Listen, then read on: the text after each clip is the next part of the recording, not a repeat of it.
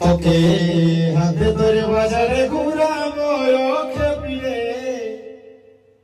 চল খেপি চলো বললাম পরে যাব আরে চল খেপি চলো ঝুলন দেখতে যাব শোনো একটু